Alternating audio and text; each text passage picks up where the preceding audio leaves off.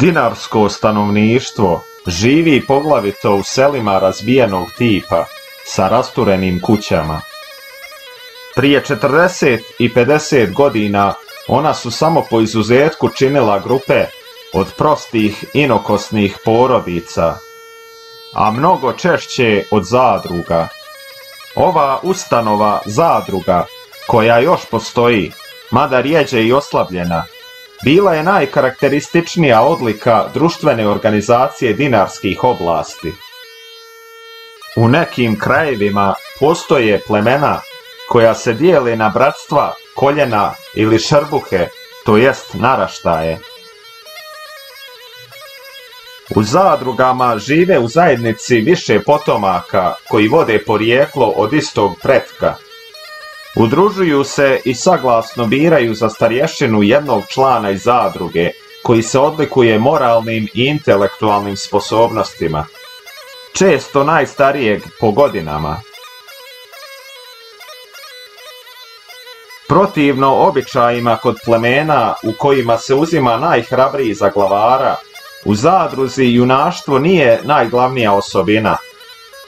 Dok je zadruga uvijek bila zajednica stvorena prije za mir, porodična ustanova i ekonomska grupa.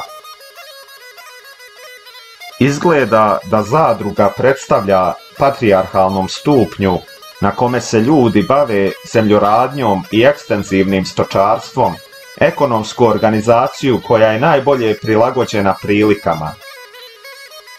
Veći broj članova omogućava zadruzi da iskoristi razne izvore koje daje zemlja i da pribavi sebi sve potrebe za život.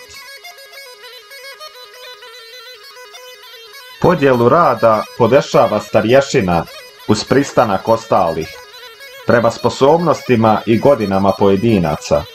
Stariji i jači bave se najtežim zemljoradničkim i stočarskim poslovima. Starci i djeca rade lakše poslove. Onome koji ima sposobnosti za trgovinu može starješina odobriti da se njome bavi. Drugi se, naročito zimi, bave raznim zanatima korisnim po zadrugu. Žene i djevojke se uglavnom bave domaćim i ženskim poslovima, kao što su tkanje, veženje, izrada odijela itd. I oslobođene su težih radova. Djevojke se naročito bave izradom svoje spreme za udaju. Živjelo se ugodno i u srazmjernom blagostanju. Izgleda da je svaki član imao više slobodnog vremena no u ma kojoj drugoj društvenoj organizaciji. Zadruga nije bila primitivna organizacija, već je to patrijarhalni oblik koji je imao svoj razvitak. U dinarskim oblastima postoji vrlo razvijena patrijarhalna civilizacija. Materijalna strana ove civilizacije nije tako zaostala kako se to obično zamišlja, shvatajući pogrešno smisao riječi patrijarhalni.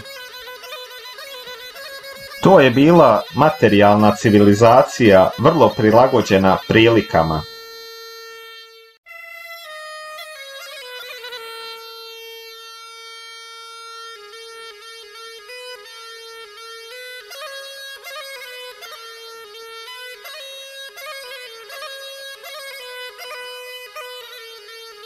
Izrađeni moralni pojmovi predstavljali su cjelinu, gotovo čitav jedan dobro utvrđen moralni sistem. Svaki član zadruge poznavao je usmeni zakon, zakon po kome se znalo šta treba, a šta ne treba činiti. Tačno je određeno za svakoga od njih na koji se način ima misliti i djelati.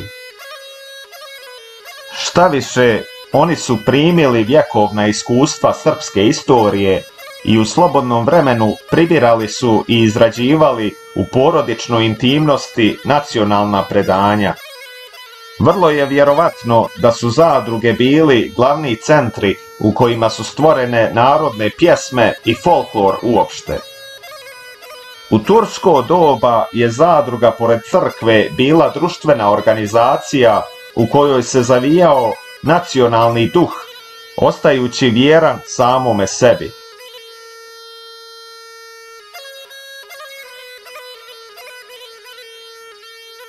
Čini se da su se naročito u zadrugama mogli podići do najvišeg stepena osjećanja, solidarnosti, simpatije i saučešća i da su se naročito u njima mogli manifestovati ona toplina u običajima i nježnost duše koji više karakterišu dinarske ljude nego ostale južne Slovene. Naposljetku, ratovanje je očevidno mnogo lakše za društvo sastavljeno od zadruga, no za društvo koje je sastavljeno od inokosnih porodica. Gotovo stalni ustanci dinarskih seljaka u tursko doba i rat za oslobođenje Srbije koji je trajao 11 godina, naročito su bili olakšani organizacijom u zadruge. Iako je sve što ima zadruga bilo zajedničko dobro svih članova, ipak ona nije tip ekonomskog komunizma. Kada se zadruga suviše umnoži, dijeli se i svaki član zna šta mu pripada kao lična svojina. Svaki zna da će, ukoliko bude više radio na održanju i uvećavanju zajedničke svojine, i njegov dio biti utoliko veći. Nigdje se nije mogla tako brižljivo nadgledati imovina kao u zadruzi, zbog velikog broja njenih članova.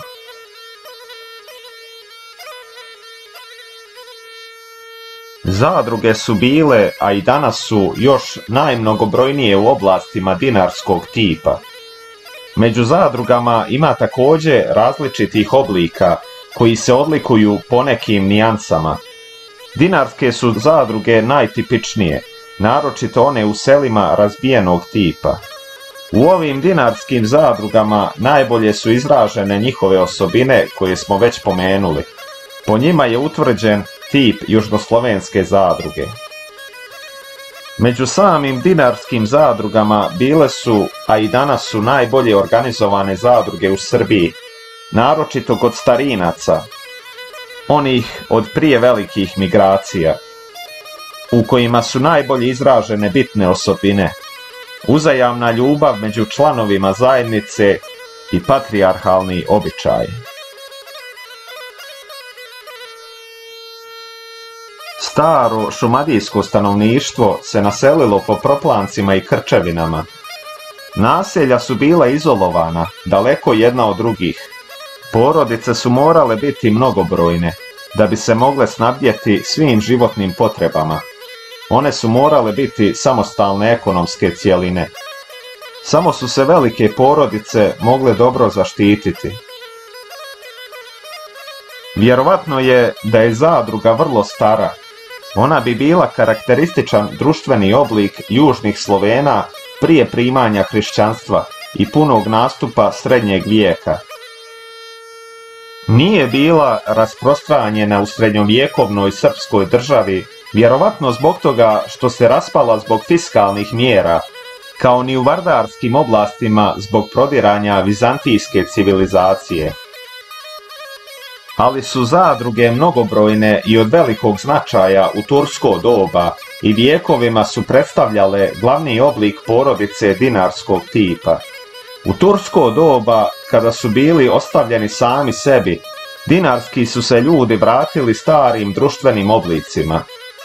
Zadruge su često imale po 50 do 60, katkad po 100 pa i više članova. Osim tog etničkog obnavljanja, donekle su i drugi uzroci doprinijeli ovome razvitku. Turci su tražili porez samo po kućama. Seljaci su radije živjeli u zadrugama i tako plaćali porez samo na jednu kuću. Osim toga, u ono doba nesigurnosti velike zadruge su imale veći ugled pred Turcima i drugim neprijateljima. Pa i poslije Turaka, kada je najveći dio dinarskih zemalja bio u srpskim rukama ili pod Austro-Ugarskom, zadugo je bilo više zadruga nego inokosnih porodica. U Srbiji su se tek oko 1876. godine počele raspadati zadruge, a u Bosni i Hercegovini oko 1880. Ali su one i danas mnogobrojne u dinarskoj oblasti. Samo ih je manje nego inokosnih porodica. Dirljivi su ljubav i poštovanje koje članovi zadruge imaju jedan prema drugome, kao i njihova solidarnost, naročito u najtežim prilikama. Oni su vezani osobitom toplinom osjećanja. U njihovim međusobnim odnosima ima puno široke srdačnosti. Ovdje su najčistiji i najbolje očuvani dinarski običaji. Mladići i djevojke najčešće povjeravaju svoje tajne samo najstarijoj ženi u zadruzi, koju vrlo poštuju. Lirske narodne pjesme vrlo diskretno izražavaju ljubav. Kada se u njima govori o ženi, njena se ljepota opisuje sa osobito osjetljivom rezervom. Opjevaju se samo dragine oči, hod i gibkost njenoga stasa.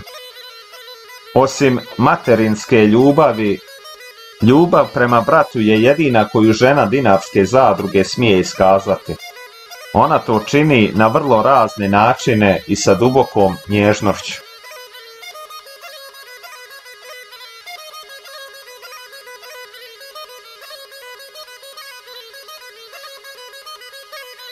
U isti red pojava dolazi i dinarska uzajamna pomoć, koja postoji između inokosnih kuća i zadruga.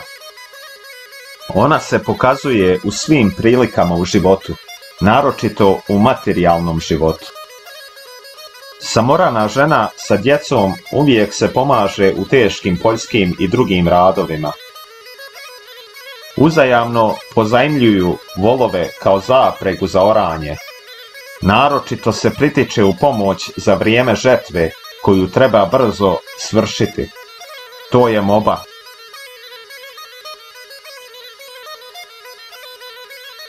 Pošto zadruge nestaje pod uticajem individualizma i moderne civilizacije, ona je sa svojim običajima međusobnog ekonomskog pomaganja izazvala nove oblike zajedničkog rada i uzajamne naklonosti. Te su navike olakšale stvaranje modernih zemljoradničkih zadruga, koje su prije rata u Srbiji bile rasprostranjenije no ma gdje na Balkanskom poluostrvu. Izgleda da se duh koji živi u zadruzi i uopšte dinarska međusobna pomoć mogu objasniti emotivnim karakterom i vrlo živom sklonošću za simpatijom kod ovoga naroda. Ova se osjećajnost pokazuje u svim događajima ličnog i zajedničkog života. Toplo učešće se vrlo živo pokazuje kako u radosti, tako i u žalosti, i ne samo prema članovima zadruge, već i prema čitavom narodu, pa i prema strancima. Ta su osjećanja još življa u žalosti nego u radosti.